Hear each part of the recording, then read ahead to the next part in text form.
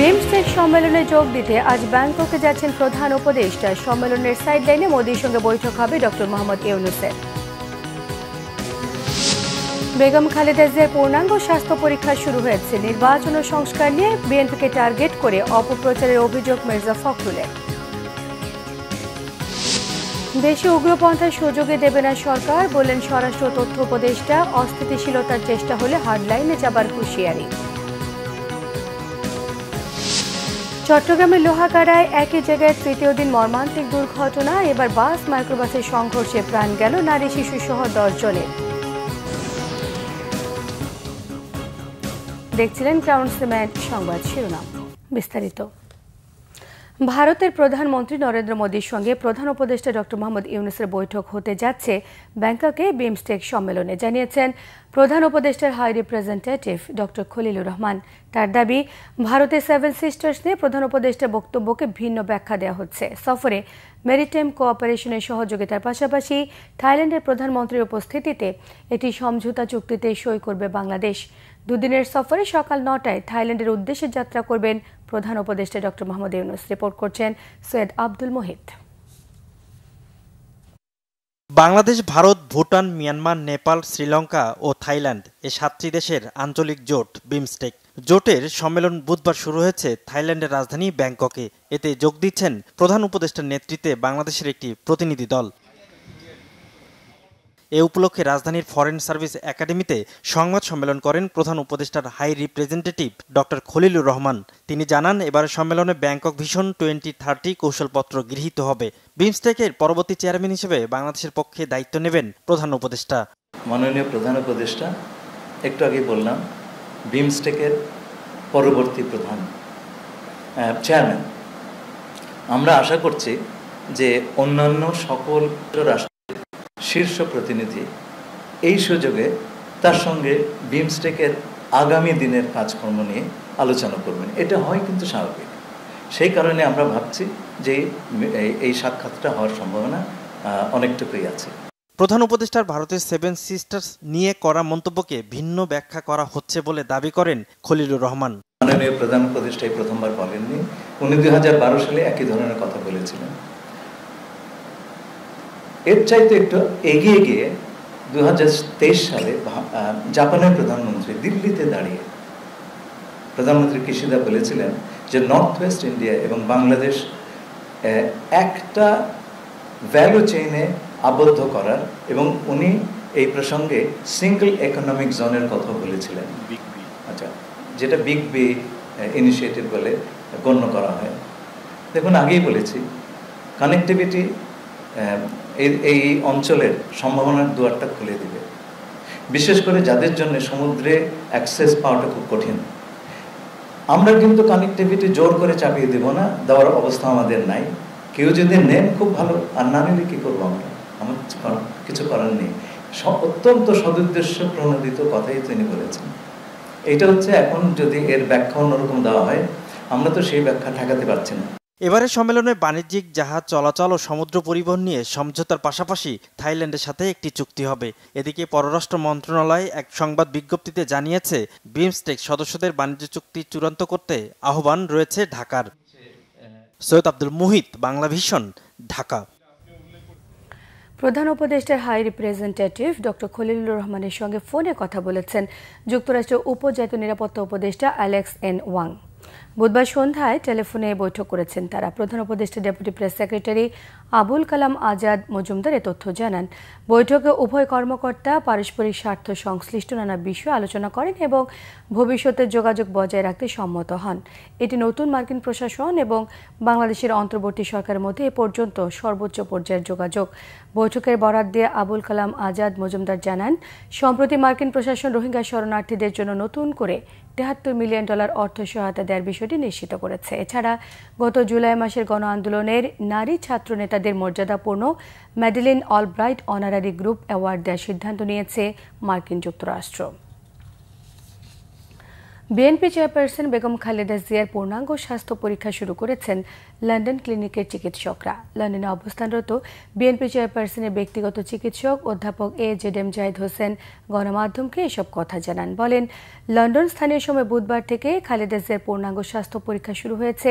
আগামী 4 দিন তার বিভিন্ন পরীক্ষা নিরীক্ষা হবে। লন্ডন ক্লিনিকে ডাক্তাররা বাসায় গিয়ে ওনাকে দেখবেন। কিছু পরীক্ষা করার জন্য হয়তো তাকে লন্ডন ক্লিনিকেও নিয়ে যাওয়া হতে পারে। ডাক্তার জাহিদ আরও জানান, ডাক্তাররা যে সকল পরীক্ষা করতে বলেছেন সেগুলো রিপোর্ট পর্যালোচনা করে তারা সিদ্ধান্ত নেবেন কত দ্রুত স্বাভাবিক অবস্থায় ফিরতে পারবেন। ডাক্তার জাহিদ আরও জানান, বিএনপি চেয়ারপারসনের মানসিক এবং শারীরিক অবস্থা এখন স্থিতিশীল। মানসিকভাবে উনি আগের যে কোনো সময়ের চেয়ে অনেক বেশি ভালো আছেন। মঙ্গলবার বেগম খালেদা জিয়াকে গাড়ি থেকে নামিয়ে স্থানীয় একটি পার্কে হুইল চেয়ারে করে ঘোরানো হয়েছিল। বিএনপি চেয়ারপারসন লন্ডনের ডেভনশায়ার প্লেসে দ্য লন্ডন ক্লিনিকের বিশেষজ্ঞ চিকিৎসক অধ্যাপক প্যাট্রিক কেনেডি এবং অধ্যাপক জেনিফার ক্রসের তত্ত্বাবধানে তারেক রহমানের বাসায় চিকিৎসাধীন রয়েছেন। ৭৯ বছর বয়সী সাবেক প্রধানমন্ত্রী বেগম খালেদা জিয়া দীর্ঘদিন থেকে liver, kidney, heart, diabetes, arthritis সহ নানা ধরনের অসুস্থতায় ভুগছেন। বিএনপি মহাসচিব মির্জা ফখরুল ইসলাম আলমগীর বলেছেন, বিশ্বে গণতন্ত্রে নানা রকম বিপদ দেখা যাচ্ছে। পৃথিবী জুড়ে চরমপন্থা এবং ধর্মীয় মৌলবাদের বিকাশ ঘটছে। গণতন্ত্র রক্ষা এখনকার চ্যালেঞ্জ। বুধবার দুপুরে ঠাকুরগাঁও নিজ বাসভবনে সাংবাদিকদের তিনি এসব কথা বলেন। তিনি আরও বলেন, নির্বাচন ও সংস্কার নিয়ে বিএনপিকে টার্গেট করে অপপ্রচার চালানো হচ্ছে। বিএনপি সব সময় ধ্বংস হয়ে যাওয়া নির্বাচন ব্যবস্থার সংস্কার চেয়ে আসছে। বিগত আন্দোলনের সময় 6 মাসের কেয়ারটেকার সরকারের অধীনে নির্বাচন চেয়েছে বিএনপি। প্রশ্ন রাখেন, বিএনপি যা চেয়েছিল সেটি এখন আসছে, তাহলে সমস্যা কোথায়? মির্জা ফখরুল আরও বলেন, গণতন্ত্রে ভিন্নমত থাকবে, এটি গণতন্ত্রের সৌন্দর্য। আমরা কখনোই কথা বলিনি, প্লিজ লিসেন, আমরা কখনোই এই কথা বলিনি যে আগে নির্বাচন তারপরে সংস্কার। এটা যদি কেউ বলে থাকে একটা ভুল ব্যাখ্যা দেওয়া হচ্ছে, জনগণকে বিভ্রান্ত করা হচ্ছে। সুষ্ঠু অবাধ গ্রহণযোগ্য নির্বাচনের জন্য যে মিনিমাম যে সংস্কারগুলো করা দরকার সেগুলো করতে হবে। যেমন নির্বাচন ব্যবস্থা কেন্দ্রিক যে সংস্কার, অর্থাৎ নির্বাচন কমিশন, নির্বাচনের ব্যবস্থা, এটা করতে হবে। 2 নম্বরটা ল অর্ডার সিচুয়েশন, আইন শৃঙ্খলার ব্যবস্থা, এটাকে করতে হবে। 3 নম্বর যে জুডিশিয়াল রিফর্ম, এটা অবশ্যই করতে হবে। এই 3টা একেবারে মাস। সরকার 6টা রিফর্ম কমিশন করেছে। 6টা রিফর্মের মধ্যে সবচেয়ে বেসিক ইম্পর্টেন্ট রিফর্ম হচ্ছে এই 3টা। এই 3টা আমরা করতে বলেছি। অন্তর্বর্তী সরকার দায়িত্ব নেওয়ার পর দেশে জঙ্গিবাদের উত্থানের মতো কিছুই ঘটেনি, জোর দাবি স্বরাষ্ট্র উপদেষ্টা অবসরপ্রাপ্ত লেফটেন্যান্ট জেনারেল জাহাঙ্গীর আলম চৌধুরী। আর তথ্য সম্প্রচার উপদেষ্টা মাহফুজ আলম বলেছেন, বাংলাদেশে কোনোভাবে উগ্রপন্থার জায়গা হবে না। বাংলাদেশি ইসলামী কট্টরপন্থীদের উত্থান নিয়ে নিউ ইয়র্ক টাইমসের রিপোর্টের সঙ্গে ভিন্ন মত পোষণ করে আলাদা অনুষ্ঠানে তারা এসব কথা বলেন। রিপোর্ট করছেন গালমান শফি। বুধবার রাজধানীর বাড্ডা, ভাটারা, তেজগাঁও শিল্পাঞ্চল সহ 5টি থানার কার্যক্রম পরিদর্শন ও ঈদ শুভেচ্ছা বিনিময় করেন অবসরপ্রাপ্ত লেফটেন্যান্ট জেনারেল জাহাঙ্গীর আলম চৌধুরী। বাড্ডা থানায় শুভেচ্ছা শেষে তিনি কথা বলেন বাংলাদেশের ধর্মীয় উগ্রপন্থীদের উত্থানের আশঙ্কা করে নিউ ইয়র্ক টাইমসের প্রতিবেদন প্রসঙ্গে। জানান, দেশে জঙ্গিবাদ সম্পর্কিত কোনো সমস্যা নেই।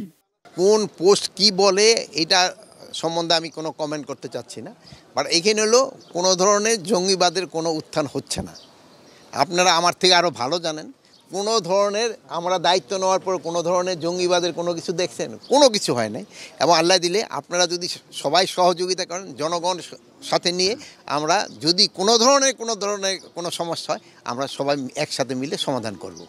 এদিকে কুমিল্লায় সদর দক্ষিণ উপজেলার উত্তর রামপুর গ্রামে গণ অভ্যুত্থানের শহীদ মাসুম মিয়ার কবর জিয়ারত শেষে তথ্য ও সম্প্রচার উপদেষ্টা মাহফুজ আলম বলেন, চরমপন্থার সুযোগ কাউকে নিতে দেয়া হবে না। চরমপন্থা বা উগ্রপন্থার সুযোগ তৈরি হয়েছে নতুন যে পরিস্থিতির কারণে, হাসিনা চলে যাওয়ার কারণে। আমরা মনে করি যে এটা সুযোগটা নিতে দেওয়া হবে না। কোনো ধরনের উগ্রপন্থা, ধর্মীয়, রাজনৈতিক কোনো রকম উগ্রপন্থায় যাতে বাংলাদেশে মাথাচাড়া না দিতে পারে, এবং বাংলাদেশকে যাতে আমরা একটা গণতান্ত্রিক যে রূপান্তরের ক্ষেত্রে ডক্টর মোহাম্মদ ইউনূসের নেতৃত্বে আমরা কাজ করছি, এটা যাতে আমরা সাধন করে যেতে পারি এবং নির্বাচনের মাধ্যমে যথাসময়ে আমরা যাতে গণতান্ত্রিক একটা রূপান্তরে ভূমিকা রাখতে পারি, এটা হচ্ছে আমাদের একমাত্র চাওয়া। দেশকে অস্থিতিশীল করার চেষ্টা হলে সরকার হার্ডলাইনে যাবে বলেও হুঁশিয়ারি করেন মাহফুজ আলম।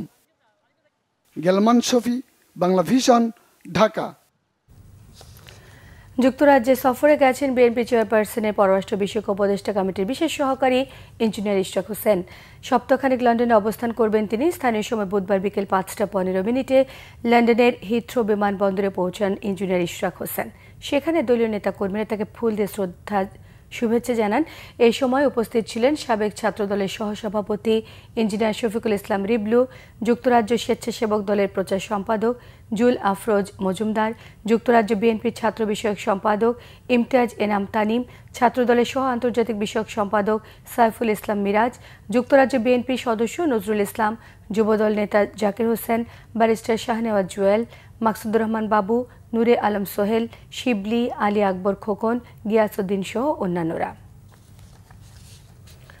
চট্টগ্রাম কক্সবাজার মহাসড়ক যেন এক মৃত্যু ফাঁদ। একই জায়গায় তৃতীয় দিন মর্মান্তিক দুর্ঘটনায় প্রাণ গেল 10 জনের। 3 দিনে লোহাগাড়ার এই সড়কে নিহত হয়েছে নারী, শিশুসহ 15 জন। একই জায়গায় বারবার দুর্ঘটনার কারণে মহাসড়কটি এখন যাত্রী ও চালকদের কাছে এক আতঙ্ক। চট্টগ্রাম থেকে রিপোর্ট করছেন শাহেদা পিয়া। চট্টগ্রাম কক্সবাজার মহাসড়কের চুনতি জাঙ্গালিয়া এলাকায় এই সড়কটি যেন একটি মৃত্যুর ফাঁদ। বুধবার সকালে চট্টগ্রামগামী রিল্যাক্স পরিবহনের একটি বাসের সাথে মুখোমুখি সংঘর্ষ হয় কক্সবাজারগামী একটি মাইক্রোবাসের। এতে ঘটনাস্থলেই 3 নারী ও 1 শিশুসহ নিহত হন 7 জন। হাসপাতালে নেয়ার পথে মারা যান আরও 3 জন।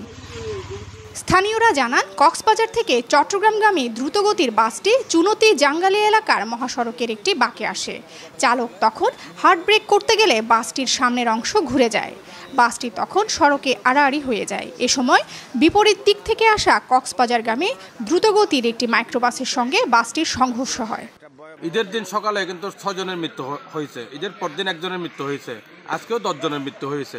ওই জায়গাটা সবসময় দুর্ঘটনা কবলিত স্থান। একই জায়গায় প্রতিদিন কিন্তু এখানে দুর্ঘটনা কিন্তু লেগেই থাকতেছে, কিন্তু এখনো পর্যন্ত প্রশাসন কোনো ব্যবস্থা নিতে পারতেছে না। সড়ক বিভাগের প্রতি দৃষ্টি আকর্ষণ করে এই সড়কটার জন্য 6 লেনে উন্নতি করা হয়। পুলিশ বলছে, বিপজ্জনক বাঁক, চালকের অসতর্কতা ও বেপরোয়া গতি দুর্ঘটনার কারণ। প্রথমত এটা বলতে চাচ্ছি যে বেপরোয়া গাড়ি চালাচ্ছে।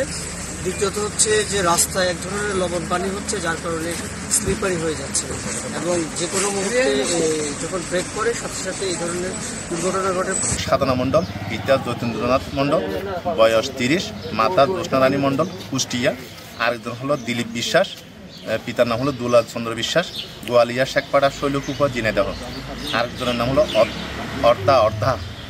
অর্ধা, একজন নাম পাইছে অর্ধা। জাঙ্গালিয়া স্পটের 7 জন আর হাসপাতালে 3 জন ডেড বডি মারা গেছে। লোহাগাড়ার চুনতি জাঙ্গালিয়া এলাকায় গত সোম ও মঙ্গলবারও দুর্ঘটনা হয়। ঈদের দিনই এই মহাসড়কে যাত্রীবাহী বাস ও মিনি বাসের মুখোমুখি সংঘর্ষে প্রাণ যায় 5 তরুণের। একই স্থানে মঙ্গলবার পর্যটকবাহী 2টি মাইক্রোবাস উল্টে 9 আরোহী আহত হন। শাহেদা পিয়া, বাংলা ভিশন, চট্টগ্রাম। বিশ্ববাজারের সঙ্গে পাল্লা দিয়ে দেশেও বাড়ছে স্বর্ণের দাম। মাত্র 3 মাসের মধ্যে সোনার দাম বৃদ্ধি পেয়েছে 14 বার। ঈদের ছুটি শেষে এই দাম আরেক দফা বাড়তে পারে, এমন ইঙ্গিত দিয়েছেন ব্যবসায়ীরা। অর্থনীতি বিশ্লেষকরাও বলছেন, শেয়ার বাজার বা ডলারে বিনিয়োগ অনিশ্চয়তা এবং ট্রাম্পের বাণিজ্য নীতির কারণেই স্বর্ণে বিনিয়োগকে নিরাপদ মনে করছেন অনেকেই। সে কারণেই বাড়ছে স্বর্ণের দাম। আরও জানাচ্ছেন জিয়াউল হক সবুজ। স্বর্ণের দামে রেকর্ড গড়েছে বৈশ্বিক বাজার। মাত্র 24 ঘন্টার ব্যবধানে প্রতি আউন্স সোনার দাম $100 বেড়ে দাঁড়িয়েছে $3148। বিশ্ববাজারের সঙ্গে তাল মিলিয়ে বাংলাদেশের বাজারেও সোনার দাম ছুঁয়েছে ইতিহাসের সর্বোচ্চ রেকর্ড। ঈদের ছুটির আগ মুহূর্তে সবশেষ গেল 28 মার্চ 22 ক্যারেট মানের স্বর্ণের ভরি ছুঁয়েছে 1,58,000 টাকা। বর্তমানে যে অবস্থা যাচ্ছে তাতে মনে হচ্ছে যে আরও গোল্ডের দাম ঊর্ধ্বমুখী হবে আমাদের কাছে যেটা মনে হচ্ছে। এবং গত ঈদের 2 দিন আগের হিসাব যদি করেন আর আজকের হিসাব করেন, তাতেও এই মার্কেট খুললেই গোল্ডের দাম আরও 4-5 হাজার টাকা বাড়বে। একজন গ্রাহক যদি আগে 10 ভরি সোনার চিন্তা করতো বিয়ের সময় যে আমি 10 ভরি বাজেট আমার, সেই বাজেটটা তো অলমোস্ট এখন 5 ভরিতে চলে এসছে। সেক্ষেত্রে তো আমাদের উপরে তো প্রভাব পড়ছেই। অর্থনীতি বিশ্লেষকরাও জানিয়েছেন, ভূ রাজনৈতিক অস্থিরতায় বাড়ছে স্বর্ণের দাম। সেই দরকে আরও উস্কে দিয়েছে ট্রাম্পের শুল্ক নীতির প্রভাব। বৈশ্বিক পর্যায়ে এই মুহূর্তে যে অস্থিরতা রয়েছে এই ট্রাম্প প্রশাসনের শুল্ক আরোপ নিয়ে এবং একই সাথে বিভিন্ন ধরনের যুদ্ধ এবং অন্যান্য ধরনের অনিশ্চয়তা নিয়ে, তাতে করে ফাইন্যান্সিয়াল সেক্টরে একটা বড় রকমের অস্থিরতা তৈরি হয়েছে এবং তার ফলে যারা বিনিয়োগকারী ফাইন্যান্সিয়াল সেক্টরে যারা লং টার্ম ইনভেস্ট করেন বিভিন্ন অ্যাসেট বেইজে, শেয়ার মার্কেটে, বন্ডে অথবা গোল্ডে বিভিন্ন ধরনের বিনিয়োগ করি, তারা এখন আসলে যে কোনো ধরনের সফট কারেন্সিতে বিনিয়োগ করাতে তারা আস্তে আস্তে অনিশ্চয়তা বোধ করছেন। আজকেই সম্ভবত আরও বেশ কিছু ডিউটি ইম্পোজ হতে যাচ্ছে। আজকে 2রা এপ্রিল যতটুকু আছে মার্কিন যুক্তরাষ্ট্র আজকেও মনে হয় বেশ কিছু ঘোষণা আসবে নতুন করে, সেটি হলে আরও অস্থিরতা তৈরি হবে। তবে দর যেটুকুই ওঠানামা করুক না কেন সেটা যেন বৈশ্বিক দরের সাথে সামঞ্জস্যপূর্ণ হয় এবং স্বচ্ছ প্রক্রিয়ায় দর ঠিক করা হয়, সেটা নিশ্চিতের তাগিদ অর্থনীতিবিদদের। জিয়াউল হক সবুজ, বাংলাভিশন, ঢাকা।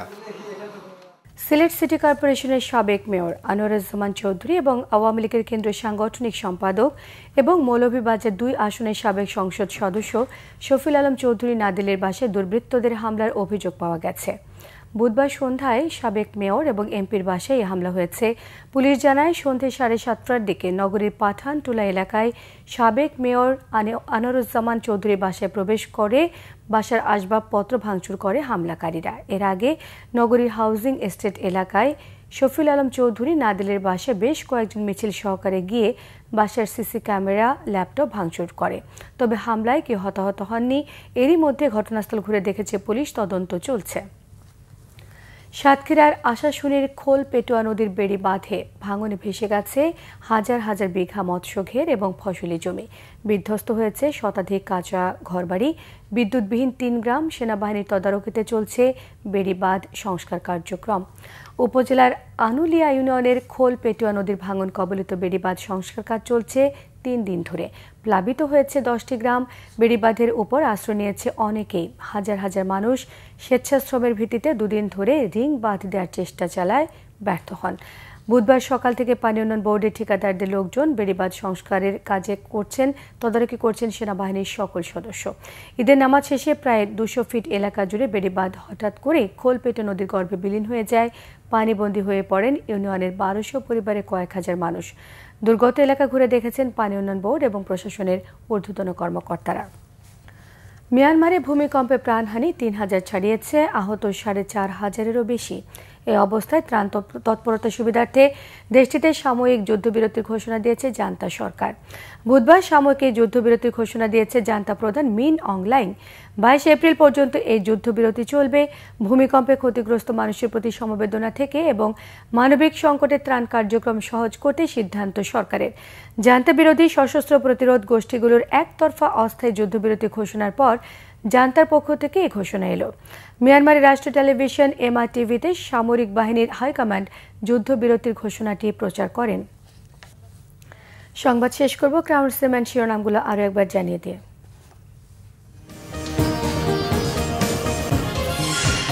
বিমস্টেক সম্মেলনে যোগ দিতে আজ ব্যাংকক যাচ্ছেন প্রধান উপদেষ্টা। সম্মেলনের সাইডলাইনে মোদির সঙ্গে বৈঠক হবে ডক্টর মোহাম্মদ ইউনূসের। বেগম খালেদা জিয়ার পূর্ণাঙ্গ স্বাস্থ্য পরীক্ষা শুরু হয়েছে। নির্বাচন ও সংস্কার নিয়ে বিএনপিকে টার্গেট করে অপপ্রচারের অভিযোগ মির্জা ফখরুলের। দেশে উগ্রপন্থার সুযোগই দেবে না সরকার, বলেছেন স্বরাষ্ট্র ও তথ্য উপদেষ্টা। অস্থিতিশীলতার চেষ্টা হলে হার্ডলাইনে যাবার হুঁশিয়ারি। চট্টগ্রামের লোহাগাড়ায় একই জায়গায় তৃতীয় দিন মর্মান্তিক দুর্ঘটনা। এবার বাস মাইক্রোবাসের সংঘর্ষে প্রাণ গেল নারী শিশু সহ 10 জনের।